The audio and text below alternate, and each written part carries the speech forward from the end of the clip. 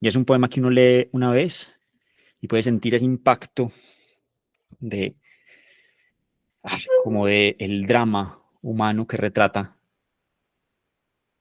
Y es un poema que uno lee y siente ese hueco en el estómago.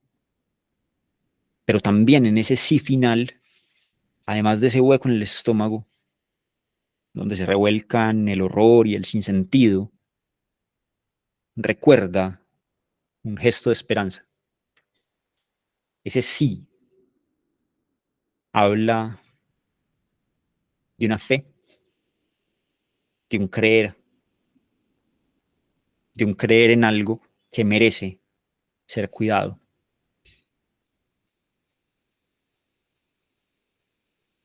Y de alguna manera modifica el tema del poema, porque era todo un poema sobre la guerra y la destrucción de la guerra. Pero dos letras, una afirmación, un sí, nos permite entenderlo también como un poema no solo sobre la destrucción de la guerra, sino sobre aquello que merece la pena cuidar ante la destrucción de la guerra y ante todas las destrucciones posibles. Sí,